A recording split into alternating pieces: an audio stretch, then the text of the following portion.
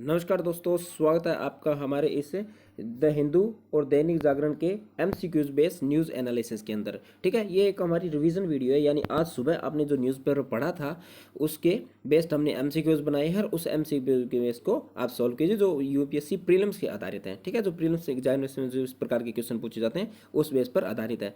ठीक है, ये 24 अगस्त का है, यानी आज का है। तो अगर आप चैनल पर नए हैं तो चैनल को सब्सक्राइब कर लीजिए। ठीक है, चलिए शुरू करते हैं। पहली जो न्यूज़ थी वह हमारी द हिंदू से थी, जिसमें जो सुप्रीम कोर्ट ने जो एक केस हुआ था, बिल्किस केस था, उसकी सुनवाई के लिए कहा था भी, जो इसमें क्षमादान से संबंधित है। ये एक न्यूज़ है। ठीक है, जिसमें जो आरोपी थे उन्होंने समाधान याचना की याचिका यानी जो सुप्रीम कोर्ट में याचिका डाली थी समाधान के याचना के लिए। ठीक है, तो क्वेश्चन क्या है हमारा, निम्नलिखित कथनों पर विचार कीजिए। समाधान केवल भारतीय संविधान के अनुसार राष्ट्रपति द्वारा ही प्रदान किया जाता है। तो इसका जो पहला कथन है वह हमारा गलत हो जाता है, क्योंकि हम देखते हैं जो भारतीय संविधान का जो अनुच्छेद 72 है वह राष्ट्रपति को इसकी शक्ति देता है, और जो 161 है वह हमें जो राज्यपाल को समाधान की शक्ति प्रदान कराता है। तो इस हिसाब से पहला कथन हमारा गलत हो जाता है। दूसरा कहता है राष्ट्रपति मृत्युदंड को आजीवन कारावास में परिवर्तित कर सकता है। ठीक है, तो इसका जो दूसरा कथन है वह सत्य है। तो पूछा गया निम्न में से कौन सा कूट है, इसको सही कूट को पहचानना है। तो आंसर हो गया हमारा केवल और केवल बी। ठीक है, यानी दूसरा कथन हमारा सही है। ठीक है, ये हमारा एक्सप्लेनेशन क्या देगा, समाधान और इसे नियंत्रण करने के वाले कानून। सबसे पहले हमारा जो 1854 के अंदर जेल अधिनियम आया था, जिसके अंदर समा के कुछ प्रावधान थे, जिसमें जो कैदी थे उनको उनके व्यवहार के आधार पर अंक दिए जाते थे, जिनसे उनको कुछ समय यानी जो सजा थी उनके अंदर रियायत दी जाती थी। ठीक है, एक था भी जो जेल है वह हमारी संविधान के 7वीं अनुसूची में राज्य सूची का विषय है।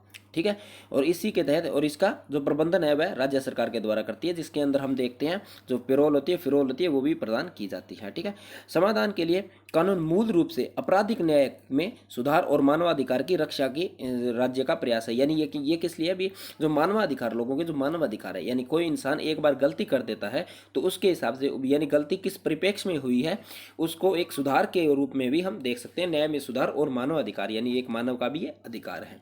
ठीक है, एक कहता है भी जो कानून के अनुसार 3 प्रकार की छूट है। कौन कौन सी? एक तो संवैधानिक छूट है, जो हमारे संविधान के अंदर दी गई है। एक वैधानिक अनुदान है, जिसको कानून द्वारा बनाया गया है। और एक जो जेल की जो नियमावली है उसके अनुसार भी क्षमा दी जाती है।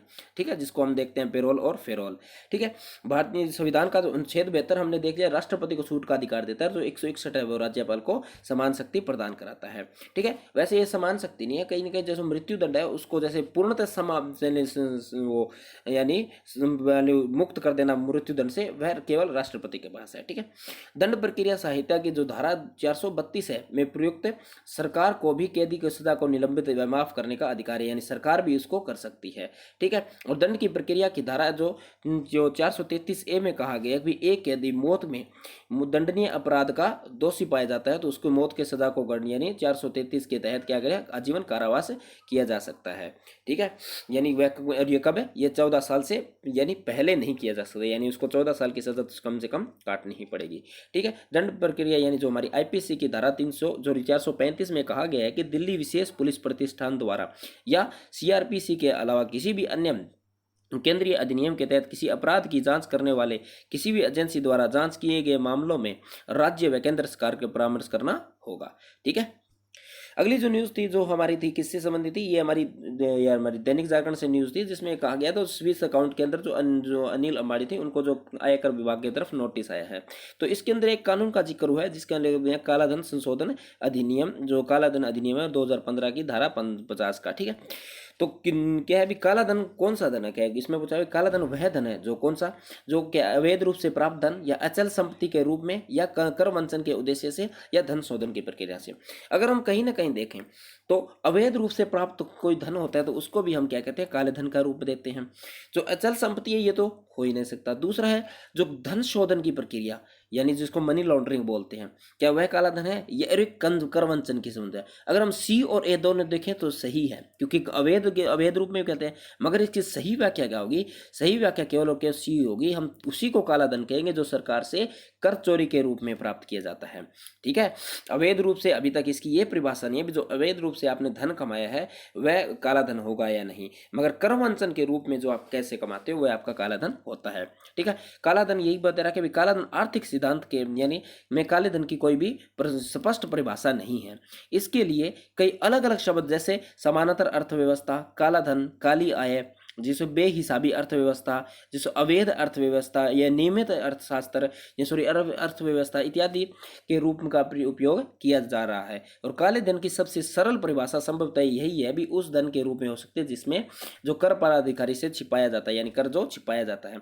इसका प्रभाव क्या पड़ता है, हमारा जो हमारी जो राजस्व होती है उससे हानि होती है, यानी जो कर जो सरकार को नहीं पहुंचता है, जिससे क्या होगा, उससे कर जो उसकी जो राजस्व होगा सरकार को उसको हानि होगी, जिससे क्या घाटे होंगे, जो हमें सब्सिडी मिलती है वो सब्सिडी में छोटी होगी, जो कर की वृद्धि है, कर की दरों में वृद्धि होगी, और सरकार पर जो उधार लिया जाएगा यानी जो ऋण लिया जाएगा उसके में भी वृद्धि होगी। और धन का संचलन यानी जो हम जो संपत्ति खरीदते हैं अचल रूप में खरीदते हैं तो उसके अंदर भी काफी प्रभाव पड़ेगा। जो धन का जो यानी एक जगह स्टोर हो जाएगा तो वह जो हमारी अर्थव्यवस्था है वह धन अर्थव्यवस्था का हिस्सा नहीं रहेगा, ठीक है। तो वह कहीं न कहीं केंद्रीय बैंक पर इस चीज का प्रभाव पड़ेगा, भी नए नोट जारी करें, ठीक है। और उच्च मुद्रास्फीति, क्योंकि अगर नोटों का एक जगह पर संग्रहण होने लगा तो महंगाई भी बढ़ेगी जिससे, और उच्च मुद्रास्फीति भी होगी। किसी के पास अधिक पैसा है और किसी के पास कम पैसा है, जिससे क्या होगा, जो मुद्रास्फीति है वह भी बढ़ेगी। और गरीबों में, और इसका सबसे ज्यादा प्रभाव किस पर पड़ेगा, गरीब लोगों पर पड़ता है, क्योंकि जो अमीर लोग होते हैं वह तो संपत्ति खरीद लेते हैं, जो काला धन होता है उसको अचल संपत्ति जिसको अंदर हम बोलते हैं, जिसको सोना बोलते हैं, जिसको गोल्ड, या फिर भूमि में आदि में शेयर सर्च वाले वो इनको लगा देते हैं ताकि उनको बेनिफिट हो, जबकि गरीब इंसान पर इसका काफी प्रभाव पड़ेगा क्योंकि महंगाई बढ़ जाएगी, ठीक है। अगला है सतह से हवा में मार करने वाली मिसाइल का प्रशिक्षण। ये भी हमारी दैनिक जागरण से, वैसे द हिंदू में भी थी और दैनिक जागरण में, जो दोनों ही न्यूज़पेपर में न्यूज़ होती है वह हम दैनिक जागरण की न्यूज़ को ले लेते ताकि हिंदी मीडियम वालों को आसानी हो, ठीक है। तो इसमें कहा भी जो DRDO ने एक मिसाइल प्रशिक्षण किया है, जिसको कौन सी, एक है VLSR SSAM, ठीक है, इसका सफल परीक्षण किया है। जो ये है भी एक युद्धपोत से दागने के तहत एक हथियार है, और यह अलग अलग तरह के हवाई खतरों को तेजी से निष्कर्ष कर सकता है, यानी हवा में आने वाली जो मिसाइलें होती है उनको ये हवा में ही नष्ट कर देता है, ठीक है। क्वेश्चन क्या है हमारा, हाल ही में भारतीय रक्षा अनुसंधान द्वारा जिसको VLSR ASAML का सफल परीक्षण किया गया है, और ये VLS निम्न के बारे में कथनों पर विचार किया। जो VLSR तो SAM के बारे में कथनों पर विचार कीजिए। क्या है, यह सतह से सतह पर मार करने वाली एक मिसाइल तकनीक है। तो इसका जो पहला कथन है वह गलत हो जाता है, क्योंकि अभी हमने देखा ये हवा सतह से हवा में मार करती है, ठीक है। हवा से आने वाली जो हमारे विरोधी देश होती है उनकी जो मिसाइलें होती हैं उनको हवा में नष्ट कर देती है। तो इसकी जो मारक क्षमता है वह 500 किलोमीटर से अधिक है, तो ये कथन भी गलत है, क्योंकि इसकी जो मारक क्षमता है वह कितनी, लगभग 50 किलोमीटर के आसपास है, ठीक है। तो इसका पूछा गया हमसे सही कथन, तो दोनों कथन गलत है, तो आंसर हो गया हमारा डी, ठीक है। ये है हमारी जो VLSR SAM के बारे में किया है। यह एक त्वरित प्रक्रिया के तहत हवा में यानी सतह से हवा में मार करने वाली मिसाइल है, जिसे DRDO द्वारा भारतीय नौसेना के लिए स्वदेशी रूप से डिजाइन एवं विकसित किया गया है, जिसका उद्देश्य क्या है, समुद्री स्किमिंग व लक्ष्यों सहित निकट सीमा पर विभिन्न हवाई खतरों को बेअसर करना है। और मिसाइल की दूरी कितनी है, 50 किलोमीटर तक की दूरी तय करने में सक्षम है, और यह हवाई खतरों के खिलाफ वायुसेना के हजारों यानी जो जहाज हैं की रक्षा करने में की सक्षम यानी क्षमता को बढ़ा देगा, ठीक है। जो हमारे जो DRDO है यानी जो रक्षा अनुसंधान संगठन है उसके बारे में जान लेते हैं। यह हमारा अत्याधुनिक रक्षा प्रौद्योगिकी के साथ भारत को सशक्त बनाने के लिए दृष्टिकोण के साथ एक रक्षा मंत्रालय का अनुसंधान विकास विंग है, और इसकी स्थापना कब की गई थी, हमारी की गई थी 1958 में। भारतीय सेनाओं के तकनीकी विकास व प्रतिष्ठान और रक्षा विज्ञान संगठन के साथ तकनीकी विकास और उत्पादन निर्देशालय के संयोजन के बाद की गई थी, ठीक है।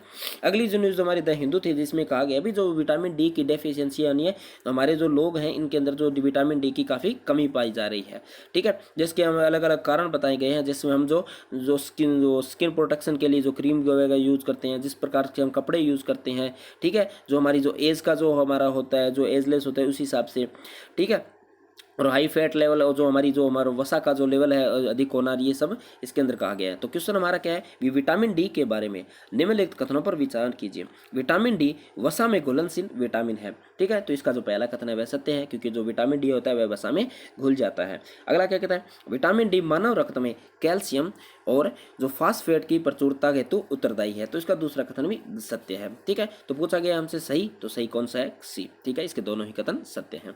तो भारत में जो भारत के लोग हैं कि बीच में विटामिन डी की कमी से पीड़ित एक बड़ी आबादी है। ठीक है, भारत में एक उष्णकटिबंधीय क्षेत्र में स्थित होने से प्रचुर मात्रा में धूप प्राप्त होती है, जो कि एक शरीर में विटामिन डी के गठन हेतु अग्रसर है। महिला में पुरुषों की तुलना में लगातार विटामिन डी का स्तर कम होता जा रहा है। और विटामिन डी के होता क्या है, विटामिन डी एक वसा में घुलनशील विटामिन है, जो कि स्वाभाविक रूप से बहुत कम ही खाद्य पदार्थों में पाया जाता है। यानी यह मुख्यतः बहुत ही कम खाद्य पदार्थों में पाया जाता है। किसमें? जैसे वसा युक्त मछली होती है, या मछली के तेल में, पनीर में, अंडे में मौजूद होता है। और यह अंतर्जात रूप में भी उत्पन्न होता है। जब सूर्य के प्रकाश से पराबैंगनी किरणें त्वचा पर से टकराती है तो विटामिन डी के संश्लेषण को टारगेट करती है। ठीक है, इसकी भूमिका क्या है? विटामिन डी रक्त में कैल्शियम और फास्फेट की पर्याप्त मात्रा बनाए रखता है, और यह हड्डियों को भी कमजोर होने से रोकता है, यानी जो हमारी हड्डियां हैं उनको मजबूत भी करता है। शरीर में विटामिन डी के अन्य भूमिका क्या है? इनमें कोशिका में वृद्धि होती है, और जो न्यूरोमोसर्कुलेशंस और प्रतिरक्षा का कार्य करता है, और सूजन में भी कमी करता है। और जो बच्चों पे इसमें क्या प्रभाव पड़ता है? यानी बच्चों में जो रिकेटस या फिर वाइस्टेक में एस्थेरामिक यानी हड्डियों में नरम होना। ठीक है, और जो बच्चे होते हैं उन पर रिक्टस, और जो वयस्क होते हैं उन पर जो उनकी हड्डियां नरम होने के बन जाती हैं, और हड्डियां पतली होती है और भंगुर होती हैं, यानी जो एक प्रकार से जैसे हड्डियां कमजोर हो जाती हैं हमारी, और मिसम यानी जो कमी के प्रभाव बन सकते हैं। अगली जो न्यूज़ थी वह हमारी दैनिक जागरण से थी, और ये शायद द हिंदू के अंदर भी थी। तो क्या कहता है? अभी पूर्व तिथि से लागू नहीं हो सकता कोई भी संशोधित बेनामी कानून। ठीक है, सुप्रीम कोर्ट ने कहा भी आप पूर्व तिथि से कोई बेनामी संपत्ति का लागू नहीं कर सकते हैं। अधिनियम क्या कहता है? भी बेनामी लेन देन निदेश अधिनियम 1988 की धारा 3 के स्पष्ट मनाही होने के कारण असंवैधानिक थी, और कानून ने 2017 में सख्त संशोधन को पूर्व तिथि से लागू नहीं किया जा सकता। ठीक है, तो सुप्रीम कोर्ट ने कहा है। तो इसके अंदर जो पूर्व तिथि से क्या गया, कौन से आर्टिकल के अंदर हमारा जो आर्टिकल नंबर कौन सा है? अनुच्छेद जो 20 है, वह हमारे मूल अधिकार से संबंधित है। कोई भी कानून है वह पूर्व से निर्धारित तो कर सकते हैं, मगर कहीं या जो अपराधी कानून है उनको तो आप पूर्व से किसी भी रूप में लागू नहीं कर सकते हैं, मगर जो गैर कानून जो आपराधिक हैं या जो सिविल जो मामले हैं उनको लागू किया जा सकता है। ठीक है, तो क्या है अगला दे रखा है? भी क्वेश्चन क्या कहता है? किसी भी व्यक्ति को एक ही अपराध के लिए एक बार से अधिक ये अभियोजित है। ठीक है, अभियोजित या दंडित नहीं किया जा सकता। निम्न में से यह कथन कौन सा नागरिकों को प्राप्त किस मूल अधिकार से संबंधित है? तो ये किस मूल अधिकार से संबंधित है? हमारा स्वतंत्रता के अधिकार से। जो हमारा समता का जो अधिकार है वह कहाँ से कहाँ तक है? हमारा 14 से कहाँ तक है? ये हमारा है 14 से 18 के बीच में। ठीक है, जो स्वतंत्रता का अधिकार है हमारा 19 से 22 के बीच में। ठीक है, और जो शिक्षा का अधिकार है वह हमारा ये 21 तक है, और ये काम तो कौन सा है? 21A तक है। और संवैधानिक जो अब उपचार है वह कौन सा है? हमारा आर्टिकल 32 है। ठीक है, ये हमारा आर्टिकल 20 क्या कहता है? भी कोई भी व्यक्ति किसी भी अपराध के लिए तब तक सिद्ध दोष नहीं ठहराया जाएगा जब तक कि उसे ऐसा कोई कार्य करने के समय जो अपराध के रूप में घोषित न हुआ हो। ठीक है, यही बात है आज के जो न्यूज़ थी उसमें कही गई थी।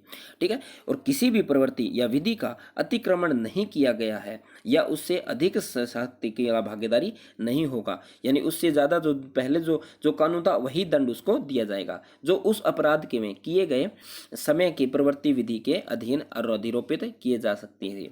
ठीक है, दूसरा क्या कहता है? भी किसी भी व्यक्ति को एक ही अपराध के लिए एक बार से अधिक अभियोजित या दंडित नहीं किया जाएगा। तो क्लॉज 3 क्या कहता है? भी किसी भी अपराध के लिए अभियुक्त को किसी भी व्यक्ति को स्वयं अपने विरुद्ध साक्षी होने के लिए बाध्य नहीं किया जाएगा। ठीक है, अगली जो न्यूज़ थी हमारी, जो एक टमाटो फ्लू नई बीमारी आई है जो बच्चों में होती है। ठीक है, जो इसके जो लक्षण है कहीं ना कहीं थोड़े बहुत कोरोना जैसे ही है, तो इस प्रकार ये एक न्यूज़ में थी, तो क्वेश्चन में पूछा जा सकता है कभी कभी यूपीएससी के एग्जाम में। ठीक है, ये दे रखा है टोमेटो फ्लू जो अन्य वायरस संक्रमण जैसे ही लक्षण है, जैसे बुखार, थकान दिखाई देना। ठीक है, शरीर में दर्द, त्वचा में एक पर लाल चमकते दिखाई यानी धब्बे से दिखाई देते हैं। लेकिन इसका जो सार्स जो हमारी जो कोविड-19 का होता है जो सार्स वाला, उससे इसका कोई मतलब जो यानी कह सकते हैं भी लेना देना नहीं है, उस जैसा ये नहीं है। जो मंकी पॉक्स है या हमारा डेंगू है या चिकनगुनिया के जैसे वायरस का कोई संबंध नहीं है, ये एक नए प्रकार का वायरस है। कहता क्या है? टमाटो फ्लू के बारे में निम्नलिखित कथनों पर विचार कीजिए। जो टोमेटो फ्लू है एक बैक्टीरियल आधारित बीमारी है जो संक्रमण रोग है। तो ये जो पहला कथन हमारा गलत होता है, क्योंकि अभी हमने देखा है ये एक नया प्रकार का वायरस है, तो ये बैक्टीरियल नहीं है, ये हमारी एक वायरस बीमारी है और यह केवल नवजात शिशुओं में से ग्रसित है। तो ये भी बात गलत है, क्योंकि ये उनको भी ग्रसित कर सकती है जिनकी जो प्रतिरक्षा प्रणाली है वह कमजोर है। तो पूछा गया सही, तो सही तो हमारा कोई नहीं है, तो आंसर हो गया हमारा डी। ठीक है, टोमेटो फ्लू सामान्य संक्रमित रोग है, ठीक है, जो आमतौर पर 1 से 5 वर्ष तक के बच्चों को होता है, जबकि न्यूज में 10 वर्ष तक दिखा रखा था। ठीक है, आयु के बच्चों को कमजोर प्रतिरक्षा वाले वयस्कों को भी लक्षित करता है, यानी ये केवल बच्चों को ही नहीं, जो कमजोर प्रतिरक्षा वाले प्रणाली वाले जो व्यक्ति होते हैं उनको भी ये यानी ग्रसित कर सकता है। जो टमाटर फ्लू या जिसको टोमेटो फ्लू एक वायरस के कारण होता है। ठीक है, तो ये बैक्टीरियल नहीं, एक वायरस बीमारी है। अध्ययन में दावा किया गया है कि यह बीमारी मुंह, हाथ और पैर पर प्रभावित करती है, यानी इन पर क्या होता है, बड़े बड़े छाले हो जाते हैं और वह किस प्रकार के, जो हमारा टमाटर होता है उसके आकार के, और जो कोविड-19 के समान लक्षण दिखाई देते हैं, लेकिन इसके अंदर जो SARS-CoV-2 ये जो हमारा कोविड-19 का जो वैज्ञानिक नाम है से संबंधित नहीं है। और इस टमाटर के कहने का कारण यह है भी, इस पे जो टमाटर के आकार के बड़े बड़े फाले, यानी जिसको बोलते हैं फोपले, यानी बड़े बड़े आकार के जो छाले से हो जाते हैं। ठीक है, अगला क्या कहता है, जो एक न्यूज़ थी, जो ये वैसे तो ये थे भी मस्ती के पक्ष में कहा गया भी औरंगजेब ही ज्ञानव्यापी मालिक थे, तो इसमें हमारे लिए वैसे तो कोई इंपॉर्टेंट खास न्यूज़ नहीं थी, मगर फिर भी औरंगजेब का जिक्र है तो उनके बारे में हम जिक्र कर लेते हैं। ठीक है, कहा गया है अभी इस जिक्र में कहा गया है भाई, संपत्ति में मालिकाना अधिकार औरंगजेब का है, जिसको क्या कहते हैं, आलमगीर के नाम से भी जाना जाता था। ठीक है, और जो है कब 1291 में इसने गठन किया था, यानी इसका निर्माण करवाया था। तो क्वेश्चन क्या है, यह रूढ़िवादी विचारधारा से प्रभावित था। ठीक है, इसके द्वारा जारी फरमानों को जवाबित द्वारा संकलित किया गया और सिक्कों पर कलमा लिखवाने की प्रथा को बंद कर दिया गया, और यह एक वीणा वादक भी था। निम्न कथन किस मुगल शासक को संदर्भित करता है? ठीक है, तो ये हमने अभी देखा है, तो ये हमारे कौन से औरंगजेब है। ठीक है, अगला तो ये तो हमारे जो ओम बिरला जी हैं, वह हमारे जो राष्ट्रीय मंडल संसदीय सम्मेलन है उसमें है, तो उन्होंने यहाँ पर जो हमारे पांडुरंग खान खोजते हैं उनकी मूर्ति का आवरण किया है। ठीक है, तो क्वेश्चन हमारा क्या है, निम्न में से किसके द्वारा जो ओरेंगन में इंडियन इंडिपेंडेंस लीग की स्थापना की गई थी? हमारे कौन से थे? पांडुरंग खान, जो पांडुरंग खान खोज थे। ठीक है, क्या थे पांडुरंग? जो सदाशिव खान, जो खान खोज थे, जिनका जन्म कब हुआ था? 7 नवंबर 1884 के अंदर, और उनकी मृत्यु हुई थी 22 जनवरी 1957 के अंदर। ठीक है, सॉरी 67 के अंदर। एक भारतीय क्रांतिकारी विद्वान व कृषि वैज्ञानिक थे और राजनेता थे, जो गदर पार्टी के संस्थापक में से थे और बाल गंगाधर तिलक के राष्ट्रव्यापी कार्यों से प्रेरित थे। और विदेश में खान खोज ने प्रारंभिक राष्ट्रव्यापी में 1908 में के आसपास समय थे, यानी उन्होंने विदेश में 1908 के आसपास यानी भारत की आज़ादी के लिए कार्य किया था। जब उन्होंने पंडित काशीराम के साथ पोलैंड, कहाँ पे? पोलैंड औरंगम में, ठीक है, इंडियन इंडिपेंडेंस लीग की स्थापना की थी, और उन्हें युद्ध के दौरान यूरोप द्वारा किया गया, और बाद में बर्लिन समिति के अन्य सदस्यों के साथ भी मेसोपोटामिया गए थे। ठीक है, तो ये क्वेश्चन पूछा जा सकता है, क्योंकि यूपीएससी के ऐसे काफ़ी फेवरेट क्वेश्चन होते हैं, तो ये क्वेश्चन आपको कहीं ना कहीं कोई एग्जाम में आपको जरूर देखने को मिलेगा। अगली जो न्यूज़ थी हमारी, जो एक ये भी दैनिक जागरण से, जिसमें अंदर ये जो एंडोसल्फान जो एक कीटनाशक है उसके बारे में जिक्र किया गया था। ठीक है, तो ये क्या था भी, सरकार ने जो एंडोफैलेंस कीटनाशक के पीड़ितों को मुआवजा देने के तौर पर बात कही गई थी। ठीक है, तो इसमें क्या है भी, कब जो एंडोसल्फास है इसको 1950 के अंदर विकसित किया गया था। ठीक है, और ये एक कीटनाशक प्रकार की बीमारी है। ठीक है, तो जिसका प्रयोग कृषि क्षेत्र में विशेष फसलों में लगे कीड़ों को मारने यानी नष्ट करने के लिए किया जाता था। और समय में एंडोसल्फास में सबसे बड़ा उत्पादक और उपभोक्ता था जो भारत था। एक समय में जो एंडोसल्फास थी उसका सबसे बड़ा उत्पादक भी था और उसका उपभोग भी करता था। और मानव स्वास्थ्य और पर्यावरण पर पड़ने वाले दुष्प्रभावों को नज़रअंदाज कर देश में इसका उपयोग यानी धल्ले से जारी रहा है, यानी आज भी इसका उपयोग हो रहा है।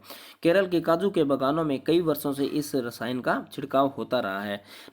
इसका नतीजा ये हुआ है, जो हमारे जो कीड़ पतंग है वो हमारे जो वातावरण है उसमें मिलकर जो इंसान है उनके अंदर, यानी जो हमारे इंसानों के अंदर पहुंच जाता है। जैसे मिट्टी में मिल जाते हैं तो मिट्टी की वजह से, या हवा में मिल जाते हैं, जल के मिलने के कारण ये मानव शरीर में पहुंच जाता है, जिससे उनसे कैंसर जैसी घातक बीमारियां भी हो सकती है। जैसे ना 2011 के अंदर एक स्टॉकहोम सम्मेलन में जो एंडोसल्फास कीटनाशक के वैश्विक उत्पादन में और प्रयोग पर पाबंदी लगा दी थी, और सर्वोच्च न्यायालय ने भी 13 जनवरी 2011 को इसके उत्पादन और क्रय विक्रय पर प्रतिबंध लगा दिया था। ठीक है, तो इसी के बारे में ये जो न्यूज़ थी, ये सारा एक आर्टिकल था।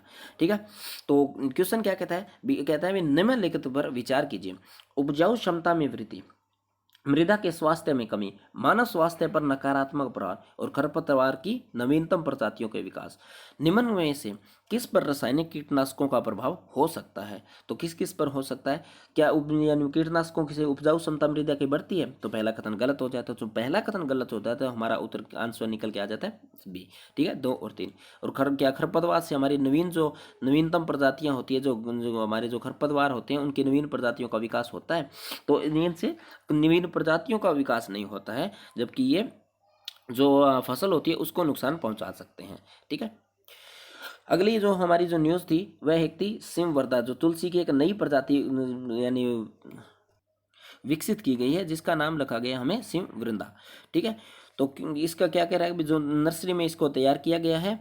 ठीक है, और ये 4 महीनों में तैयार तुलसी की फसल की पत्तियां के साथ साथ फूलों से भी तेल निकाला जा सकता है, यानी जो पत्तियों के अलावा इसके जो फूल होते हैं उनसे भी ये तेल निकाला जा सकता है। ठीक है, और इसकी जो सुगंध होती है, यानी यानी ये इसको सुखा कर इसके चाय कंपनियों को भी इसको बेचा जा सकता है ताकि सुगंध बढ़ाई जा सके। ठीक है, और ये जो सिमवर्ता कहाँ पर उगाई जा सकती है? उत्तर प्रदेश में, मध्य प्रदेश, कर्नाटक। और इसको उगाने के लिए हमें से कम कितना, जो 80 से 300 मिलीबार की वर्षा की जो वार्षिक क्षेत्र की आसीन होगी। ठीक है, इतनी हमें जो वर्षा की आवश्यकता होगी, और इसमें 3 से 4 बार फसल को पानी देने के बाद बेहतर उत्पादन किया जा सकता है। ठीक है, तो पूछा गया हाल ही में समाचारों में रहने वाली सिमवृंदा, जो सिमवृंदा क्या है? तो ये हमने अभी देखी कौन सी है, तुलसी की एक प्रजाति है।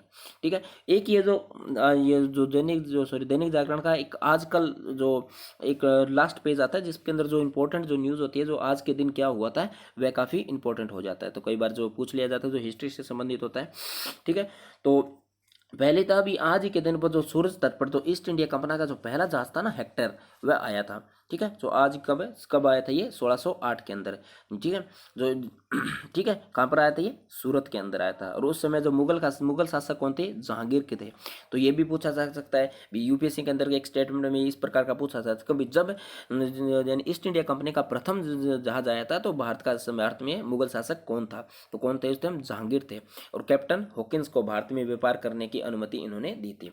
ठीक है, तो ईस्ट इंडिया कंपनी में भारत का आगमन भी माना जाता है उसी टाइम। ठीक है, और एक ही न्यूज़ थी जो ये, क्योंकि जो हमारे जो स्वतंत्रता सेनानियों में जो महिलाओं का जो योगदान है वह यूपीएससी का काफ़ी फेवरेट टॉपिक है, तो इससे क्वेश्चन आ सकता है।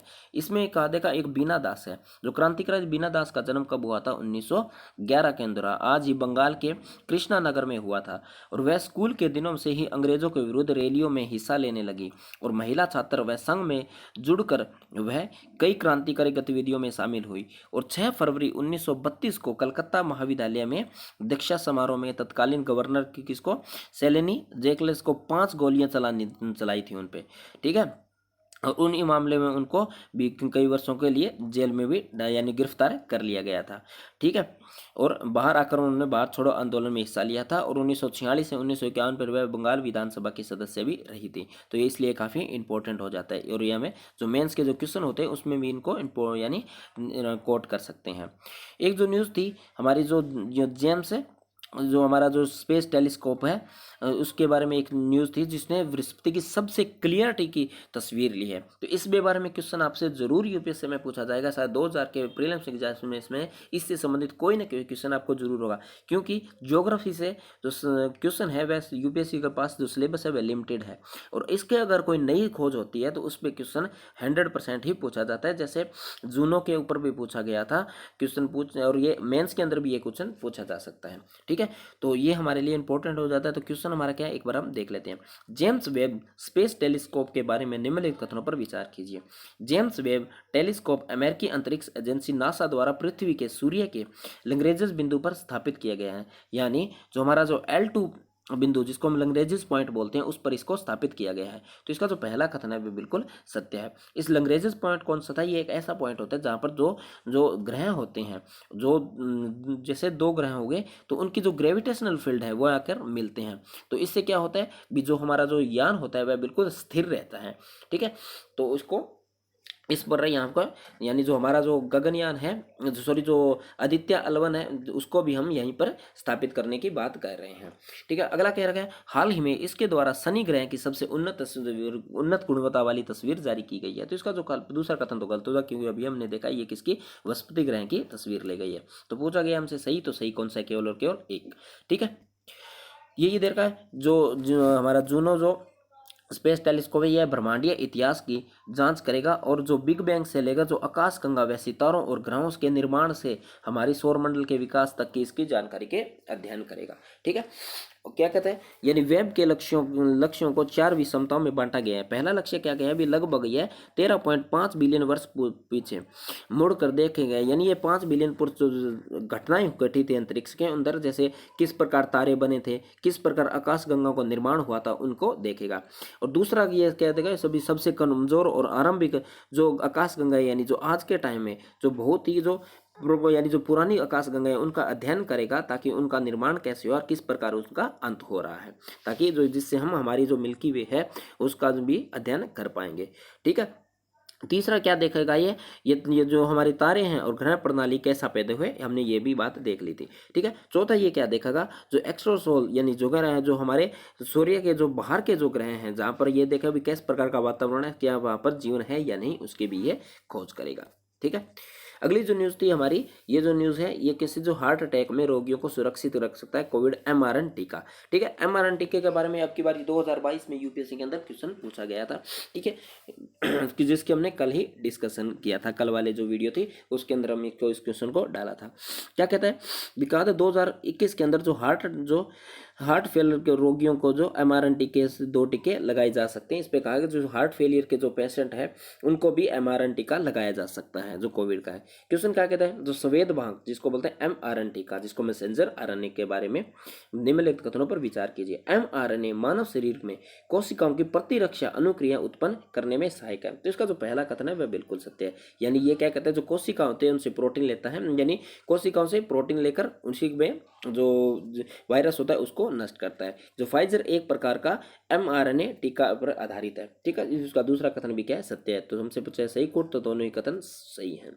ठीक है, क्या कहता है, mRNA टीके पारंपरिक टीकों से किस प्रकार भिन्न है, ये देख लेते हैं। जो टीके होते हैं, जो हम पारंपरिक टीके होते हैं वह क्या होते हैं, जो वायरस होता है उसी का हम डेड सेल लेते हैं और हमारे शरीर में पहुंचाते हैं, जिससे हमारी प्रतिरक्षा शक्ति उसको पहचान कर उसकी एंटीबॉडीज तैयार कर लेती है।